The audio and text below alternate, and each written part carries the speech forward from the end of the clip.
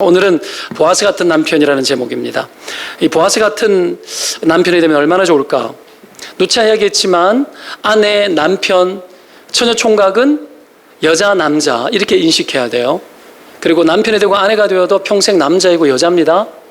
그래서 남자의 기능, 여자의 기능을 잘해야 되는 게 필요한 거죠. 오늘날은 양성평등 그래가지고 여러분 인권이라는 것을 근거로 해서 양성평등을 되게 이야기하는데 이것도 되게 바람직한 거예요. 근데 조금 더 신자들은 달라야 됩니다. 어떻게 달라져야 되느냐 하면 한 가지 놓치지 말아야 될 게 그겁니다. 우리가 하나님에게서 나왔다라는 거예요. 남녀는 하나님이 창조한 거예요. 각각 남자의 기능, 여자의 기능 고유하게 부여하시고 여러분 차별이 없습니다. 차이는 있지만 차별이 없이 남녀 기능을 고유하게 부여하셔서 하나님이 그렇게 창조하신 거죠. 때문에 남자는 남자답고 여자는 여자다워야 되는 거예요. 이런 게 있는 겁니다. 이런 게 있는 겁니다. 그런 차원에서 인권으로 우리가 어떻게 남녀 평등을 잘 이루어나가는 것은 저차원적인 거예요. 사실은 고차원적인 게 뭐예요? 하나님이 우리를 그렇게 만들었고 하나님이 원하시는 방식대로 우리가 살고 또한 그렇게 대우하는 거, 그것이 여러분 우리가 신자들이 가져야 될 태도죠. 문제는 여러분 남자답고 여자답게 살아야 되는데 이런 것들이 죄가 들어오고 난 이후에 다 깨졌죠. 많이 깨졌습니다. 요즘은 남성들이 남성성이 너무 많이 깨졌어요. 꽃을 든 남자, 꽃을 안 들어도 돼. 꽃보다 남자. 어느 날 여러분 꽃 같은 남자, 꽃미남 뭐 이런 이야기가 막 나오잖아요. 이거 여러분 매력적이긴 한데 그런 남자랑 살라 그러면 굉장히 피곤합니다. 남자는 남자다워야 돼요. 뭐 남자가 너무 꽃 같고 여자 같고 이럴 필요가 없어요. 이런 것들이 너무 많이 죽었죠. 연예인들 보면 너무 예쁘잖아요. 아이돌 너무 몸매 날씬하고 막 그러잖아요. 그런 것을 너무 추구하면 안 돼요. 남자다워야 되는 거예요. 남자가 너무 예쁘지 않아도 괜찮아요. 제가 예쁩니까?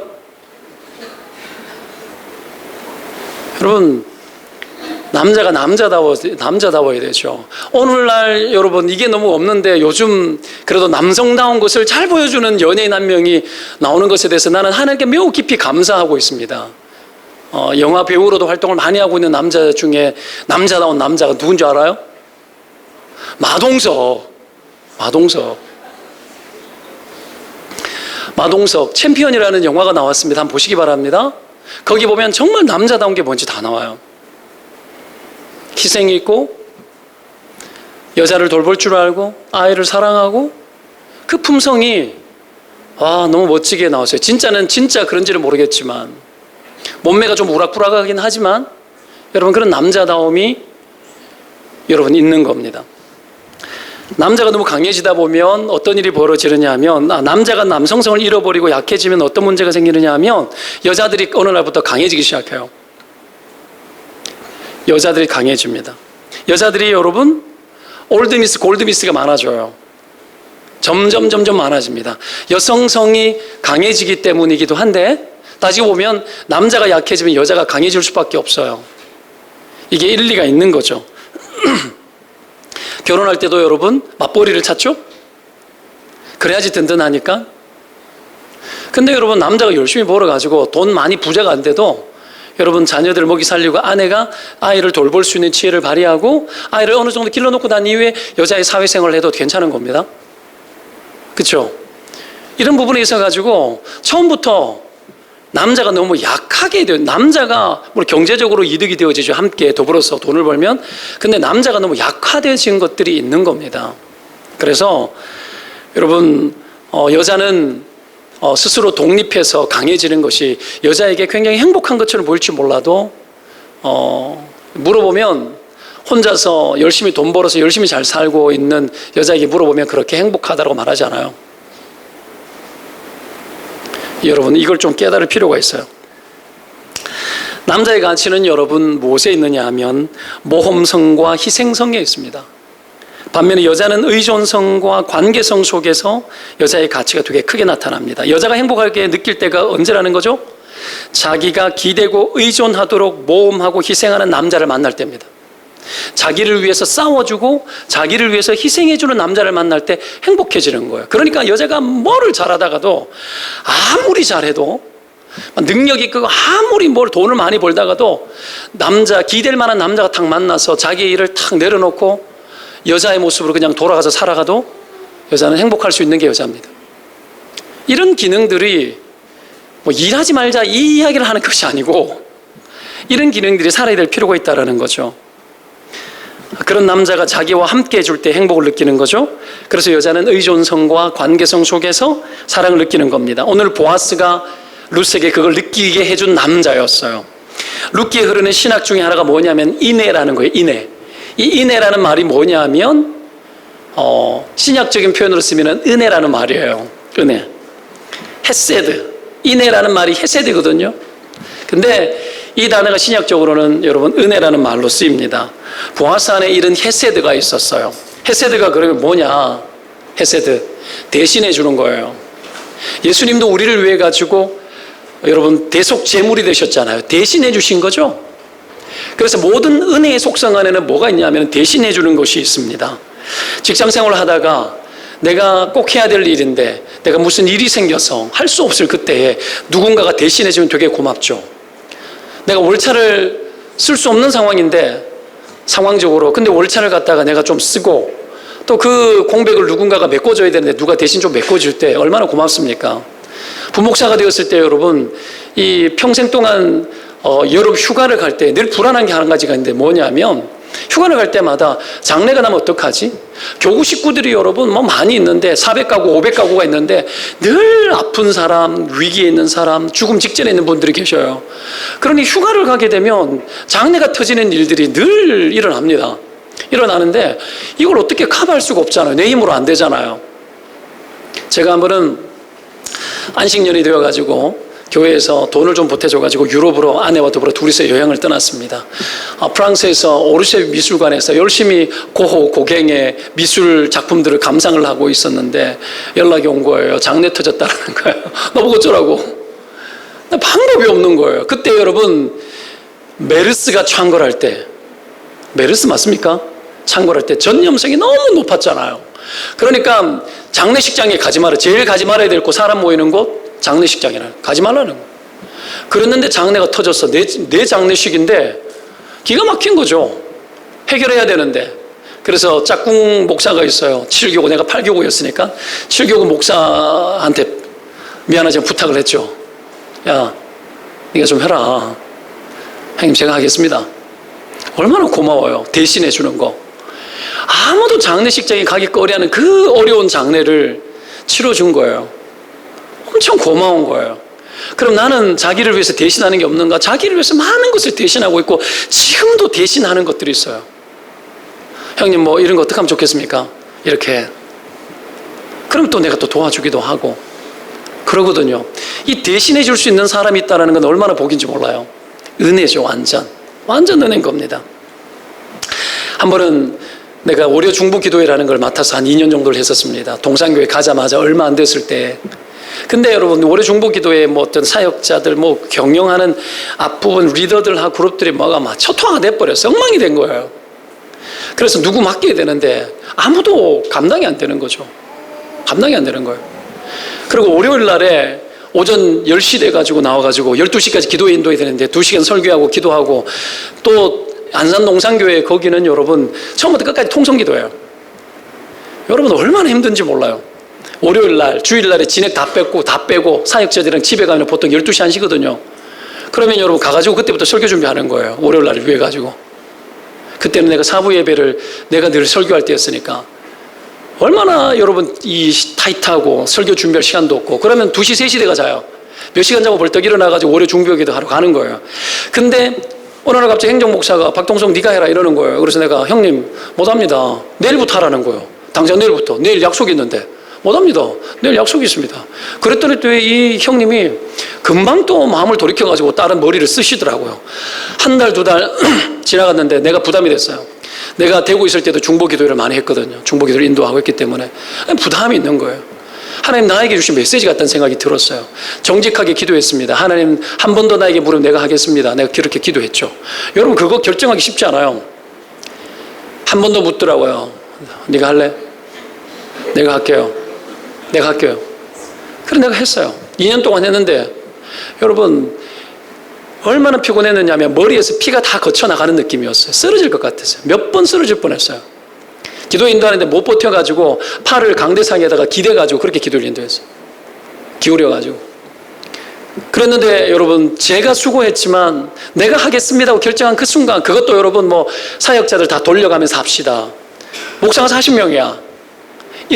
한 달에 4번이니까 돌아가면은 여러분 1년에 몇 번만 하면 되잖아요. 얼마나 좋아요. 근데 어른들 좋아요? 거기에 여러분 장로님들의 어머님들이 계셔요. 교회에 여러분 제일 연세 많고 기도하시는 분들, 오직 교회를 위해서 내 목숨 바쳐 기도하리라, 이런 분들이 계시는 곳이라고요. 그분들이 젊은 것들이 하는 짓이 어떤지 다 보일 거 아니에요. 목사들이 빤한 거야. 내가 그런 것까지 다 보이더라고요. 이거 안 되겠구나. 그런 부담감도 있고 기도에 대한 하나님에 대한 부담감도 있고 해가지고 하겠습니다 하는 그 순간 나머지 모든 목사들이 해방을 누린 거예요. 얼마나 고마웠겠어요. 엄청 고마운 거예요, 그거. 저는 덕분에 여러분 그 중보기도를 하면서 사랑을 받고, 그 연세 드신 권사님들이 나를 위해서 기도했겠어요, 안 했겠어요? 하겠죠. 지금도 아마 할 거예요. 그 기도, 그 은혜의 혜택을 저는 다 입었죠. 여러분, 누군가 대신하는 건 그런 겁니다. 내가 뭔가를 대신해 줄 때 수많은 사람들이 여러분 은혜를 입고, 내가 조금만 짐지면 누군가는 편해지고 행복해지는 거죠. 남자가 그런 존재라는 거예요. 여자에게 있어서는. 여러분, 이런 헤세드, 이것이 헤세드가, 인애가, 은혜가 누군가를 위해 대신하는 희생이 들어갈 때 누군가는 살아나고 누군가는 평화를 누리는 겁니다. 좀 그렇게 살아가시는 은혜가 있기를 축원드립니다. 여러분, 이렇게 누군가를 대신하는 이 개념이, 이 헤세드 개념이 이 이스라엘 이 사회 당시에 어떤 사회적 제도 안에 잘 자리 잡혀 있었습니다. 그게 뭐냐면 고엘 제도라는 거예요. 송양자 제도라는 개념인데, 이게 어떤 거냐면 친족으로서의 역할을 다 하는 거예요. 당시 공동체 구성원들이 서로의 생명과 재산을 보호해주는 제도였는데요, 성경에는 이 고엘 제도의 정신이 성경 안에 흐르고 있어요. 이 고대 근동 지방 안에 많이 있던 제도였고, 이스라엘 안에도 있었고, 여러분 이 율법 안에도 있었습니다. 예를 들면 레위기 25장에 보면 가난한 형제가 빚 때문에 종으로 팔려가게 되면 가까운 친척은 그 빚을 갚아서 종의 굴레에서 해방시켜 줘야만 했었어요. 이게 고엘 제도예요. 기업 물은 땅이 있는데 그 땅이 여러분 어떤 이유에 의해 가지고 남에게 팔려 넘어가면 일정 기간 지나고 난 후에 그 땅을, 친족들이 그 땅을 다시 사와서 돌려줘야만 했었어요. 이것이 어디까지 흘러 넘쳤느냐 하면 오늘 룻기에 가득 차고 넘치는데 뭐예요? 기업을 이어서 대를 이어나가야 되는데 남편이 죽었잖아요. 남편이 죽었는데 그 남편 죽은 자리를 대신해서 가까워에 있는 친족이 그 기업을 물으는 그 제도가 들어와 있는 거예요. 그게 누구냐 하면은 보아스가 먼 친족인데 이 룻의 남편이 되어서 이 가정을 향한 여호와의 기업을 이어나가는 거예요. 자손을 이어나가는 거예요. 이것이 이 안에 숨어 있는데 이게 헤세드라는 거야. 이게 어떻게 보면은 보아스는 이 여자를 위해서 어떻게 해요? 대신하고 여호와의 기업을 물기 위해 가지고 수총각인지는 모르겠지만 여러분 장가 안 가고 이 결혼했던 여자를 품에 안고 사는 거야. 근데 이걸 기꺼이 받아들이는, 기꺼이. 이게 이 룻기에 흐르는 이 헤세드의 사상이에요. 실제로 여러분 이것이 무엇을 보여주는 거냐면 대신한다는 개념은 구원한다라는 개념이에요. 그래서 룻과 보아스가 예수님의 조상이 되죠. 여기서 누가 나와요? 이새가 나고 다윗이 나오잖아요. 그렇죠? 나오미가 할머니 아닙니까? 증조 할머니였나? 그렇게 되어지는 거예요. 그러면서 구속이, 이들이 구원을 베푸는 자의 대속자의 개념들을 그들 안에 실현할 때 하나님 그들을 통해서 결국은 뭐예요? 예수 그리스도 대속자로 오신 예수 그리스도의 조상이 되게 하는 이 놀라운 일들을 이 안에 디자인해 넣으신 거예요. 우리의 인생이 어떻게 디자인되어지는지를 아십니까? 우리가 이 헤세드의 삶을 살아가고 대신하는 삶을 살아갈 때에 하나님의 구원하고자 하는, 온 세상을 구원하고자 하는 하나님의 디자인이 우리 인생 가운데 반영됩니다. 그런 은혜의 삶을 살아가시기를 주의 이름으로 축원드립니다. 부부관계도 똑같아요. 부부관계도 이 디자인이 들어가야 돼요. 이 디자인을 포기하면 부부관계가 여러분 좋아지지 않아요. 그렇죠? 에제르라는 말, 돕는 배필이라는 말이 뭐라고요? 구원자의 개념이라 그랬잖아요. 병사들이 전쟁에서 내몰려가지고 끝장나는 직전에 구원병이 와가지고 여러분 싸워준다라는 개념의 단어에서 나왔던 전쟁 용어라 그랬잖아요. 그렇죠? 이 구원이 부부간에 일어나는 겁니다. 이것이 살아나야 부부가 구원되어지고 부부가 행복해지는 거예요. 이런 행복한 부부가 되시기를 주의 이름으로 축원드립니다. 구원론적입니다. 그렇기 때문에 남자의 기능은 희생이 있습니다. 희생. 이 희생성을 통해서 여자는 보호받기를 원하고 안정감을 누리는 거죠. 보아스 속에 아내를 향한 희생성이 나와요. 오늘 본문에 대신하고자 하는 헤세드의 정신이 나오는 겁니다. 때문에 남자는 어떠해야 되는지 몇 가지 교훈을 좀 얻기를 원합니다. 첫 번째가 뭐냐면 여러분, 돌봄이 있는 배려가 강한 남자가 되어야 됩니다. 남자 희생성이 여러분 이 돌봄으로 나타나야 돼요. 배려로 나타나야 됩니다. 아까도 말했지만 여자는 자신을 위해서 대신 싸워줄 사람이 있을 때 행복을 누린다고 이야기했습니다. 여자의 욕구는 주로 그래서 누군가가 자기를 원하기를 바라요. 원하기를 바라요. 무슨 말이에요? 나에게 백마탄 남자를 원하는 거예요. 진짜로 나의 인생을 위험 속에서 건져주고 나를 위해서 싸워주고 대신해 줄 사람을 찾는 거예요. 그러기 위해서 그 남자를 찾기 위해서 여자들은 매력적으로 자기를 가꾸는 거예요. 수천 년의 역사를 보면 여러분 여자들은 다 화장을 했어요. 클레오파트라도 화장을 했고 다 화장을 했습니다. 왜? 예뻐지기 위해서. 왜 그랬을까요? 매력적으로 보이도록 하기 위해서. 어떤 면에서? 누군가가 자기를 원하도록 만들기 위해서 하는 거예요. 그래서 어떻게 합니까? 여자들이 예쁘게 화장을 하고 때로는 조금 더 어떻게 야시시하게 하기도 하고 그냥 맵신하게 몸매가 사는 옷을 입기도 하고 막 그러는 거예요. 자기를 노출시키는 거죠. 이런 부분들이 여러분 어떻게 보면 여자의 인생에 있어서는 매우 정상적이에요. 내가 여자로 태어났으면 정말 좋겠다 싶을 때가 딱 한 번 있는데 언제냐면은 옷가게 가면 그래요. 와, 여자로 태어났으면 정말 좋을 뻔했겠다. 와, 여자들 옷은 어떻게 이렇게 이쁘지? 어떻게 저 조그만 옷에 여자들이 들어갈 수 있지? 막 이렇게 어떻게 저리 화려하지? 막 짧고 길고 마음대로 해도 되잖아요. 와, 너무 예쁜 거죠. 화장품 가게 가면 남자들은 여러분 화장품 볼 게 없어요. 근데 여자들은 화장품도 뭐 얼마나 많은지. 왜 그렇게 많은 거죠? 여자들은 여러분 아름답도록 하나님이 하셨어요. 아름답게 하셨어요. 첫눈에 반하도록 여자들을 하나님께서 어지간하면 그렇게 만들기 위해서 애쓰시는 거고 그게 안 될 때는 부족할 때는 첫눈에 반하도록 스스로 막 화장을 하고 안 되면 환장을 해서라도 해야 되는 거예요. 그게 필요해요. 남자들은 시각이 약하다는 거 아셔야 합니다. 그래서 여러분 어떻게 합니까? 여자가 그렇게 애를 쓸 때 남자는 반응해줘야 돼요. 어떻게 해요? 예쁘다고 해줘야 돼요. 제가 어저께 아내가 저녁에 집에 들어왔을 때 제가 탁 아내를 보고 말해줬어요. 오늘따라 더 예쁘네 이렇게 말해줬어요. 태우 집사 이런 거 잘할 수 있어요? 네, 잘하고 있대요.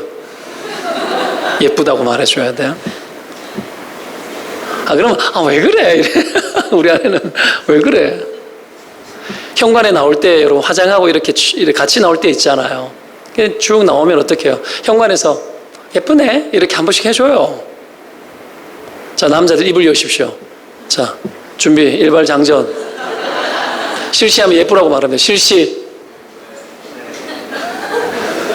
안 하죠. 예쁘네. 다른 여자한테 하면 안 돼요. 이게 여러분 예쁘다라고 말하고 하는 것들이 자기 아내에게 제일 부지런히 되어져야 될 이야기입니다. 아무나 길 가는 지나가는 여자에게 예쁘네 막 그러면 안 되고 예쁜 여자 보고 막 목 돌아가면 안 돼요. 앞에 정면으로 오는 것까지는 여러분 어쩔 수 없어요. 이거는 안 볼 수 없어요. 이거 어쩔 수 없어요. 충분히 흡족하게 이쁘다라고 느낄 수 있어요. 그러나 여러분 절대로 눈알을 함부로 돌려서는 안 돼요. 이래 보고 여자 없을 때는 이렇게 좀 봐올 수도 있지만 아내가 옆에 있을 때는 절대로 여러분 고개 돌리면 안 돼요. 굉장히 싫어하겠죠. 그래서 어떻게 돌리고 여자가 이렇게 지나가잖아요.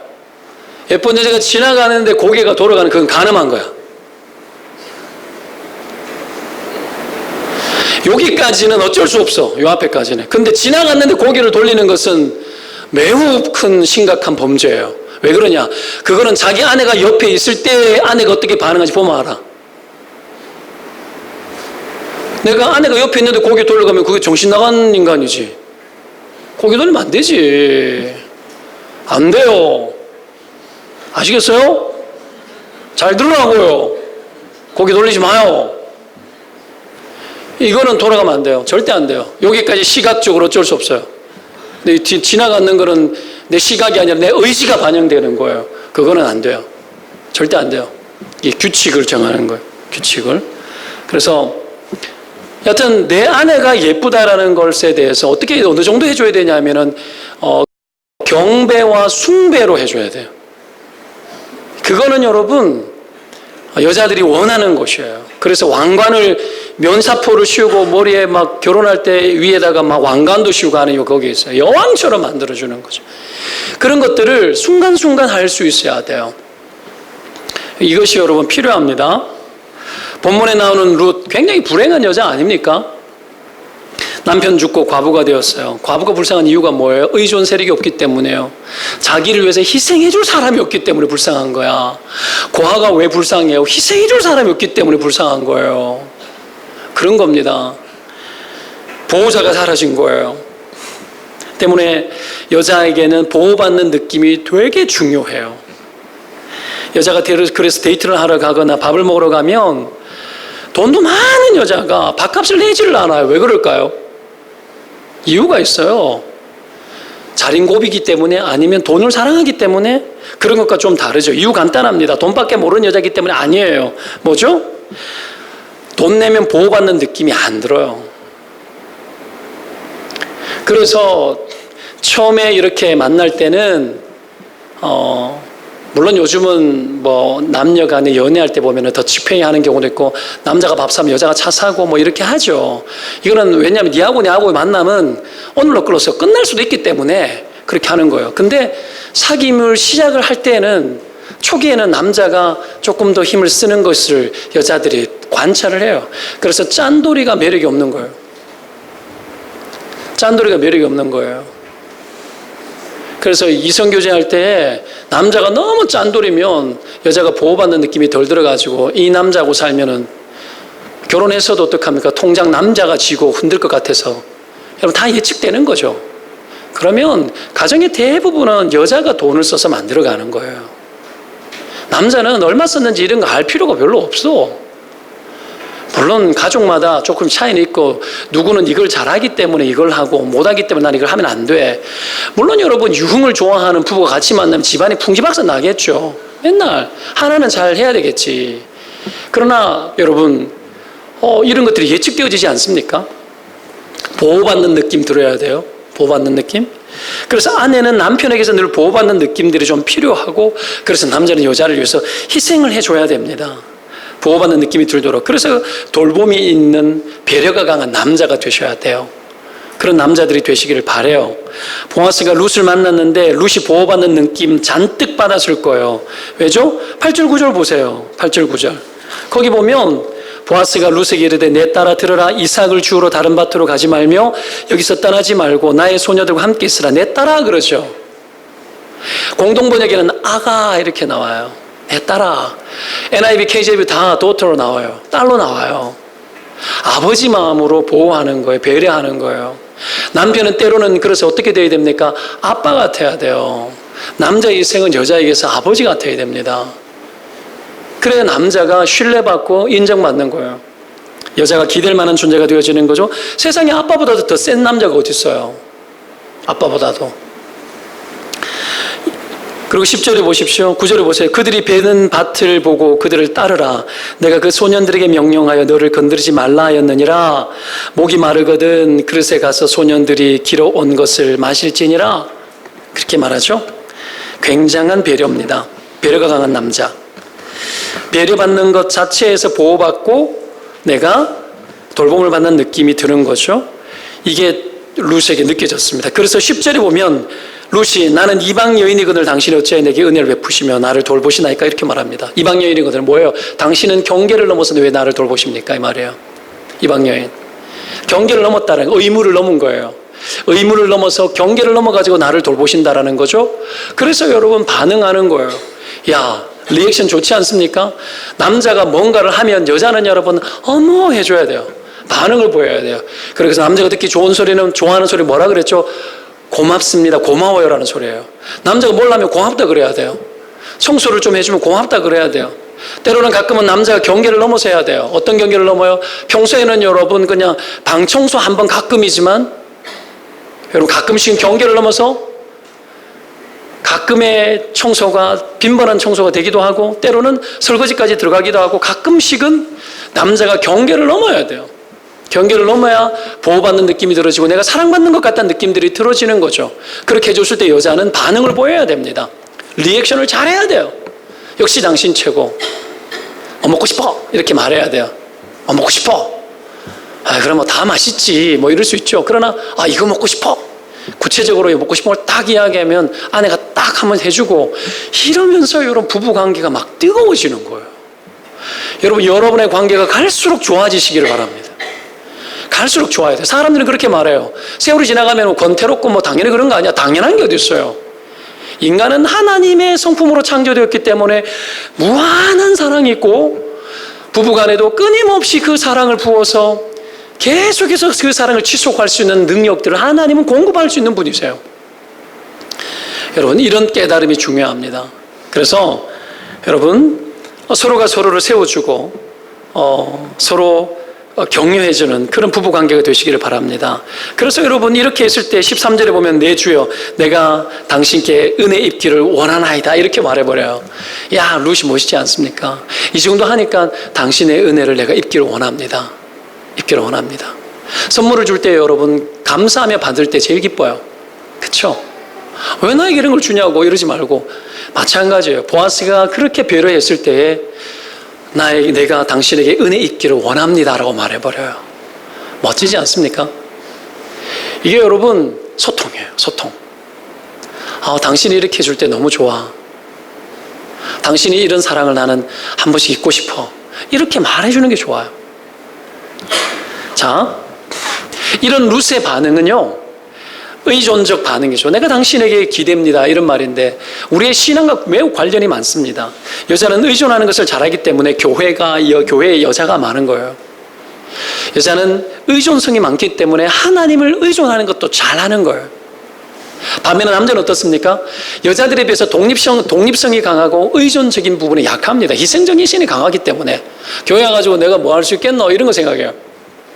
그래서 딱 왔을 때 처음 교회에 남자를 데리고 나오기가 그렇게 힘든데 왔을 때도 여러분 쉽게 마문 열고 할렐루야 아멘 이렇게 안 해요. 딱 버티고 팔짱 낄 수도 있는 거예요. 딱 팔짱 끼면서 목사가 같은 소리 하나 안 하나 잘하나 못하나 보자 이러고 있는 거예요. 그럼 어떡합니까? 평가는 자기가 결론 내리지. 우리 목사님 설교 너무 좋지 뭐 암만 해도 소용없어. 남편이 결정 내려야 돼. 가서 뭐 그냥 뭐 괜찮대. 그 정도 주면 아주 좋다는 얘기야. 이놈의 남자의 이 정도라는 건 함부로 그래 여자가 막 반응을 보이도록 요청하는 대로 막 따라가시는 그런 존재가 아니에요. 의존적이지 않기 때문에. 그래서 힘든 거예요. 그리고 교회 안에서도 여러분 여자들이 많이 있지만 남자의 남성적 기능이 살아야 돼요. 남성적 기능이 살아야 됩니다. 아비의 기능이 살고 교회 안에서도 여러분 남자의 기능이 죽으면 교회는 여자들이 힘이 세지거든요. 세지다 보면 여자들은 말이 많아요. 말이 많다고 악담하는 게 아니고 사실이에요. 팩트예요. 팩트. 여자가 쓰는 말보다 남자가 쓰는 말보다 여자가 쓰는 언어가 하루에 1만 마디 이상 더 많아요. 알아야 됩니다. 배가 많아요. 그래 놓고도 여러분 남편이 하루 종일 밖에서 막 지쳐가 들어와도 와가지고 할 말이 있는 거잖아요. 잘못된 전화 1시간씩 한다 그러잖아요. 그게 여자예요. 식은 전화 통화하고 난 후에 어떻게 다시 만나가지고 구체적인 이야기를 내일 하자고 이야기하잖아요. 그게 여자라자는 거잖아요. 이게 여러분 여자예요. 근데 보세요. 여자가 안정감을 누리려면 남자가 희생해야 돼요. 교회 안에서 일들도 남자들이 힘을 다해야 돼요. 내가 뭐 자격이 없고 내가 힘이 없고 내가 이제는 뭐 이렇게 별로 뭐 돈도 없고 이제는 기운이 빠져가지고 잘 안 나서려고 그래요. 잘못된 거예요. 남자라는 이유만으로 힘을 써야 돼요. 남자라는 이유만으로. 남자들이 교회에서 열심히 애를 쓰고 힘을 발휘하고 희생하기 시작하면 여자들이 차분해져요. 남자들이 안 하니까 여자들이, 남자가 해야 될 일을 여자들이 막 하니까 불만이 많아지지. 말은 또 얼마나 많아요. 그래서 그 모든 피곤함을 누가 짊어져야 되냐 하면 나중에는 여러분 목사가 짊어지는 거예요. 그러면 안 돼요. 진액 다 빠져요. 기가 쇠요. 여자들의 정서적 욕구가 얼마나 강한지 아시죠? 스스로 아시잖아요. 여러분, 우리가 교회 안에서도 남자의 기능, 여자의 기능에 대해서 생각할 필요가 있는 겁니다. 그래야 교회가 안정감 있게 가고 교회가 힘이 있는 겁니다. 그래서 남자들은 희생해야 돼요. 애 본다고 전부 다 어떻게 욕 좀 할게요. 애기 본다고 애기들 때문에 벌벌벌 떨어요. 뭐야 그게? 뭐야 그게? 여러분, 애 하나 보는 것 때문에 둘이서 막 난리 사정을 못 써요. 그렇게 해서는 안 돼요. 모든 게 아이 때문에 모든 걸 할 수가 없어. 안 돼요. 애 키워가면서 할 거 해야 돼. 교회에서도 할 거 해야 돼요. 당연한 겁니다. 여러분, 웃기는 이야기지만 우리 아이가 아기를 낳았을 때 내 있던 영화부 전도사님은 나 짝꿍 전도사님이었거든요. 근데 영화부를 하셨어요. 대학 교수님의 와이프예요. 근데 딱 애 낳고 3주 4주 되면은 예배당 딱 오라고, 예배 드리라고. 애기 엄마는 은혜 안 받고 살 수 있냐고. 몸을 너무 배려를 많이 해요. 물론 여러분 정도가 있고 사람 따라 달라요. 내가 이걸 뭐 빨리 오라 이야기를 하는 게 아니에요. 무슨 얘기냐면 우리가 너무 사람과 사람을 배려하는 기능을 하다 보니까 이런 일들이 남자의 기능을 죽이는 일들까지 같이 가더라는 거예요. 남자의 기능. 이런 것들을 잘 생각해야 됩니다. 그래서 무슨 얘기를 하는 거냐 하면 우리가 교회 안에서 우리가 남자들이 해야 될 기능들 힘을 다해서 다 하고, 그래서 여자들이 안정적이도록 만들어줘야 돼요. 안 그러면 여자들이 더 바빠져요.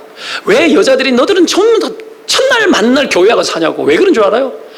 남자들이 교회에 없기 때문에 그래요. 뒤지고 보면 그런 거예요. 그러더니 목사도 마찬가지예요.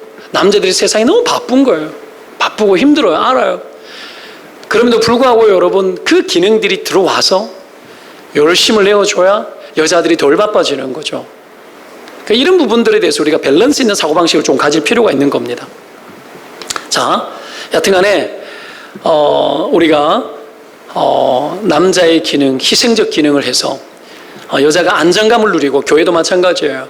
여자들이 안정감을 누릴 수 있는 그런 교회를 만들어갈 수 있도록 애를 쓰고 힘을 쓰는 은혜가 있기를 바랍니다. 가정 속에서 여자가 안정을 누릴 수 있는 남자의 희생성, 이 부분들을 갖다가 부지런히 해주시기를 바라요. 막 쓰레기가 싼더미처럼 쌓여 있는데 힘을 써야 되는데 여자가 3번 4번 갈도록 만들면 안 되고, 나도 가끔씩 못할 때가 있지만 남자가 힘을 써야 돼요. 힘을 써야 됩니다. 철철이 계절로 바뀌면은 사계절이 뚜렷한 우리나라는 여러분 어떻습니까? 집이 무슨 대골처럼 넓은 집 같으면 피팅룸에다가 사계절로 다 걸어놓지만 여러분, 우리 집처럼 애가 여러분 셋이 있으면 방 한 개 피팅룸 없애버렸어요. 없애고 애방 만들어줘야 돼요. 그럼 어떻게 됩니까? 계절 옷을 갖다가 박스에다가, 여러분 아시죠? 박스에다가 다 넣었다가 다 빼고 넣고 해야 돼요. 그거 여자가 어떻게 해요?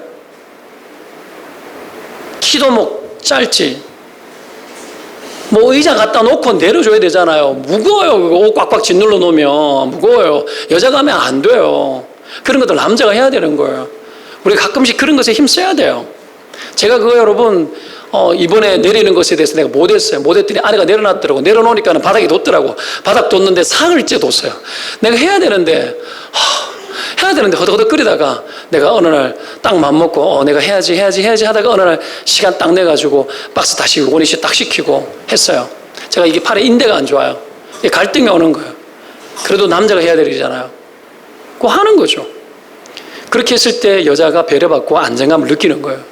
그리고 좀 잘하시기를 바랍니다. 자, 2번째, 위로할 줄 아는 마음이 따뜻한 남자가 되어야 됩니다. 자, 위로.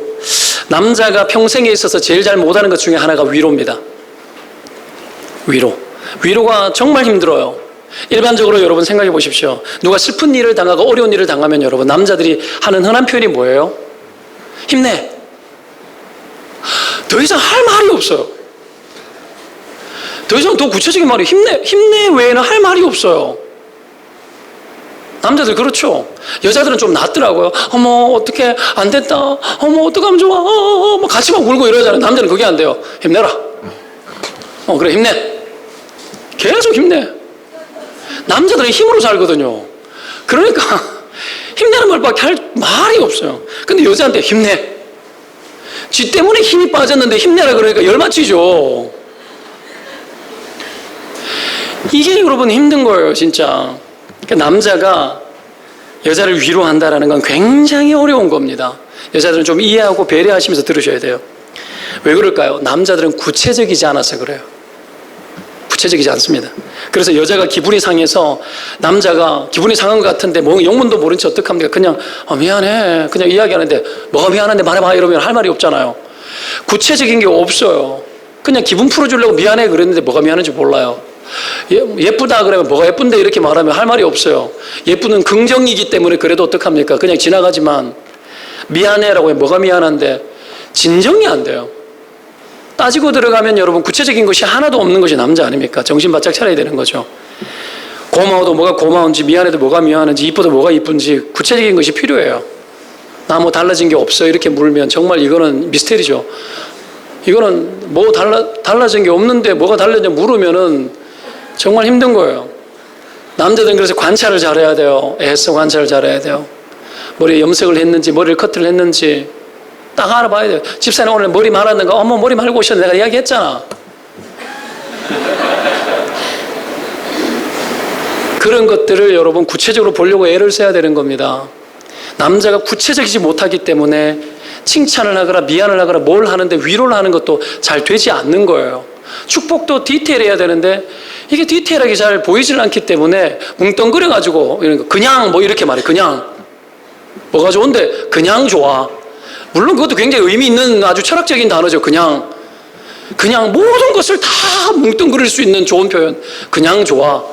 뭐 그럴 수 있죠. 무조건적인 어떤 표현일 수도 있죠. 그러나 좀 더 구체적일 필요가 있습니다. 그러기 위해서는 어떻게 해야 됩니까?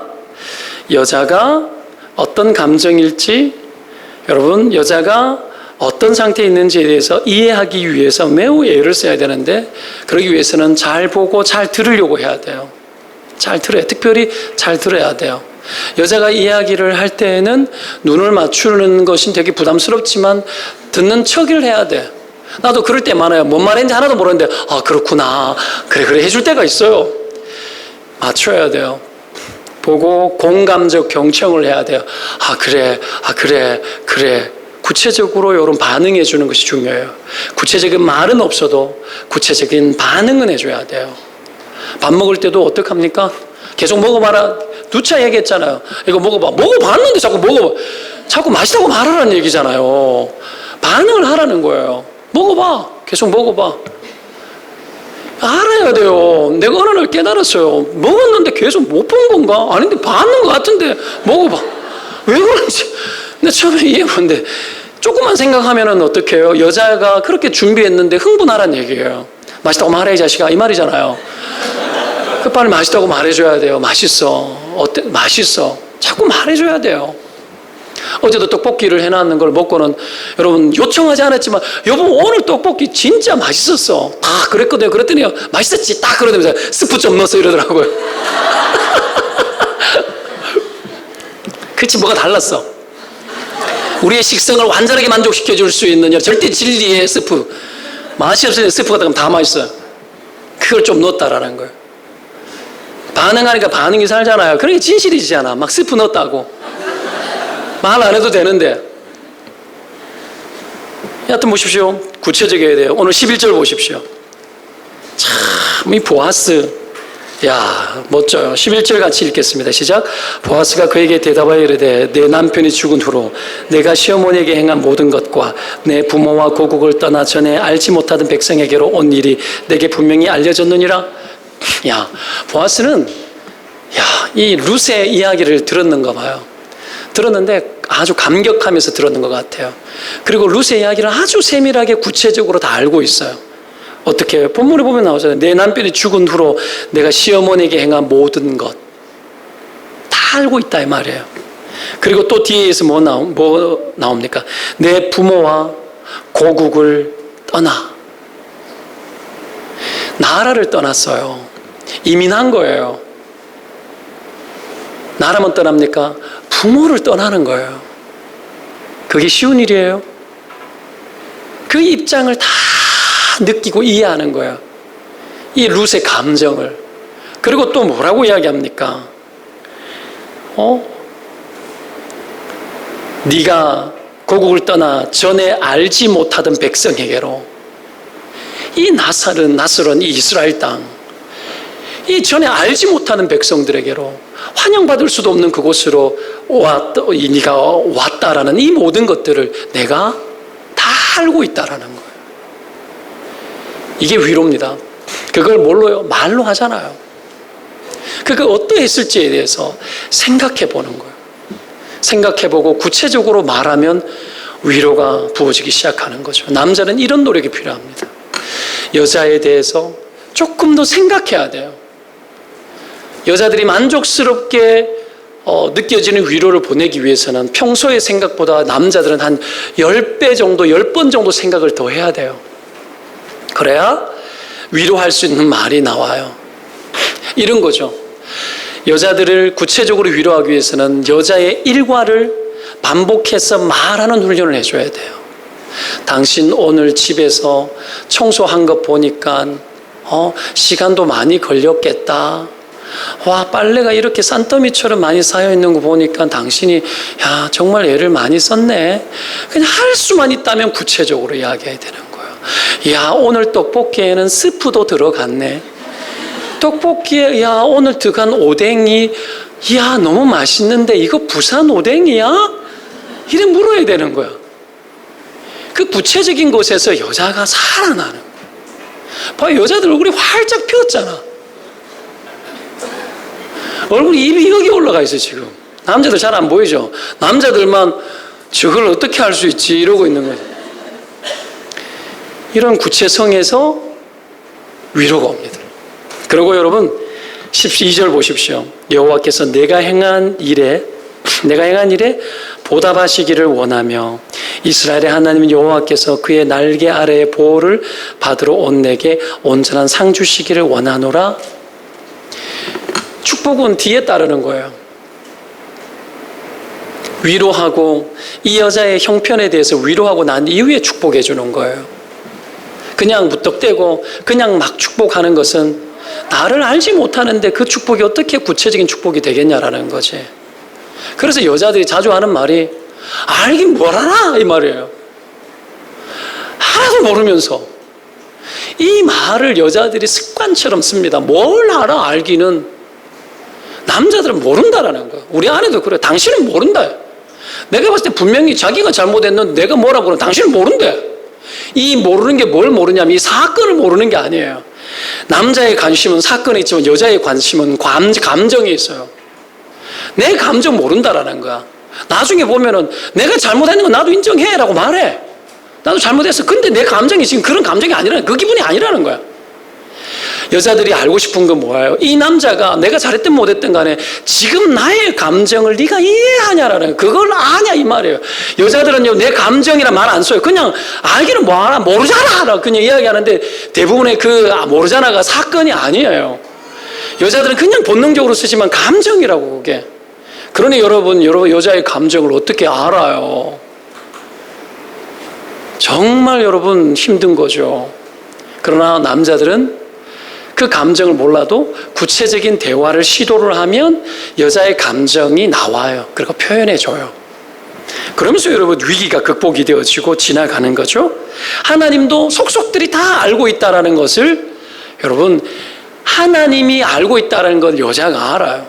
그걸로 남자가 축복해 줄 수 있지만 여자가 원하는 것은 네가 나를 아냐라는 거예요.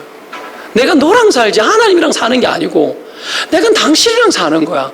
그래서 내 마음을 당신이 아냐고. 하나님은 내 마음 아는 거 내가 알아. 근데 같이 살고 있는 부부가 알아야죠. 연애할 때도 알아야 되는 거죠. 부모와 자식 간의 그 사이에 그 감정도 마음도 서로 알아야 되는 거죠. 이것이 여러분 위로예요.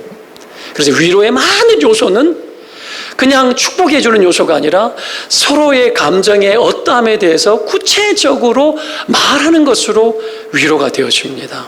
위로가요. 그렇죠?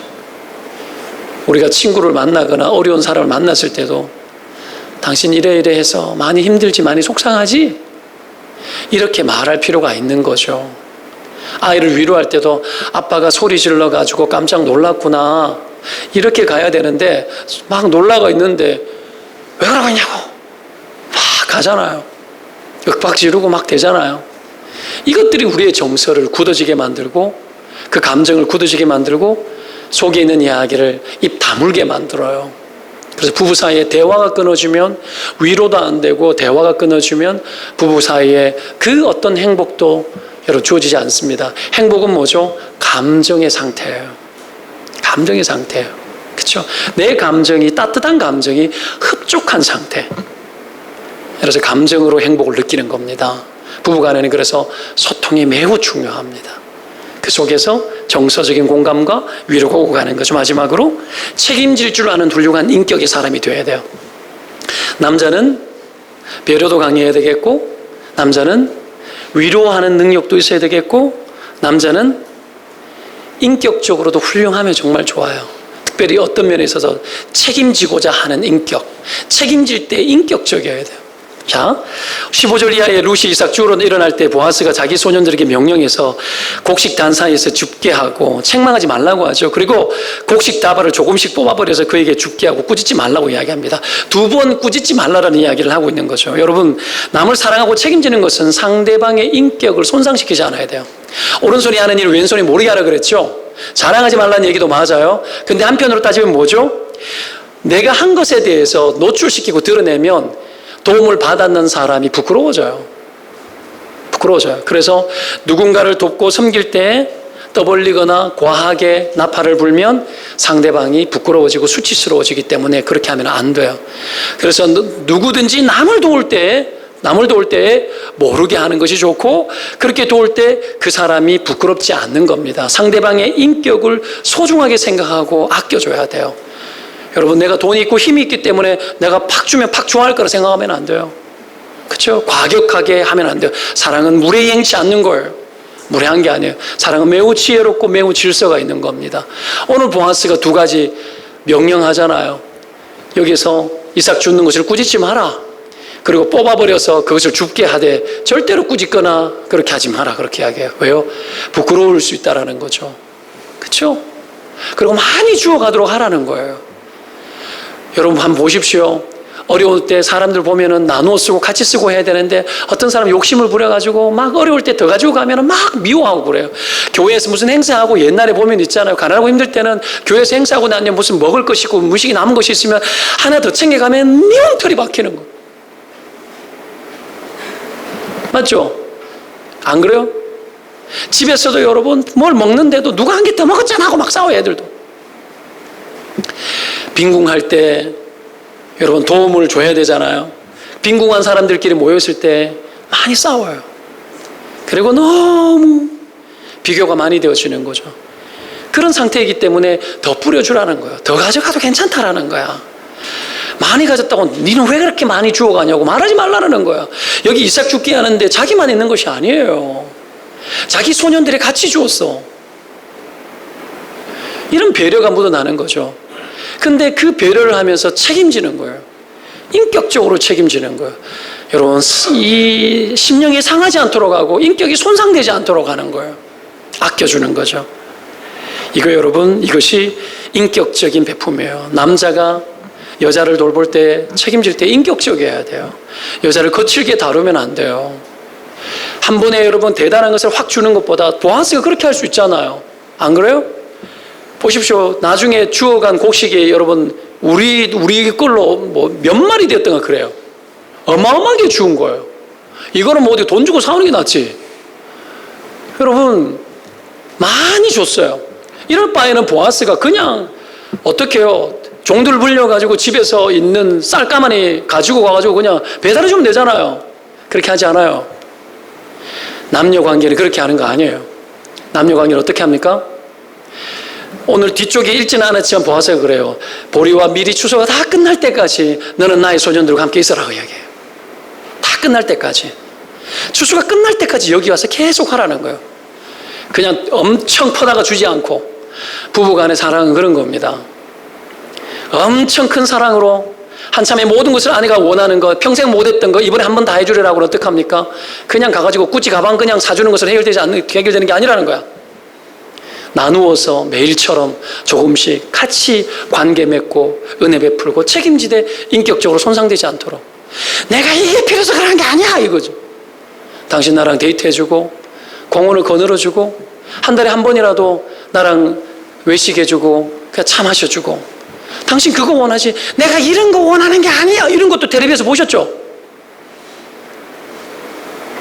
우리가 그렇게 하는 거예요. 시간이 필요하고 관계가 필요하고 과정이 필요한 거예요. 남성 여러분, 여자들은 과정이 필요한 그런 존재입니다. 관계가 필요한 존재예요. 우리의 힘을 보여줄 때도 있어야 되지만 희생을 통해서 우리의 희생을 여러분 드문드문일지라도 여자들이 안정감을 누릴 수 있을 만큼 해줘야 돼요. 그것이 남자의 도리입니다. 여러분 무슨 말씀을 전하면서 설교한 것 같지 않고 강의한 기분이 들지만 그럼에도 불구하고 성경 안에 있는 남녀의 모습은 하나님이 지으신 거예요.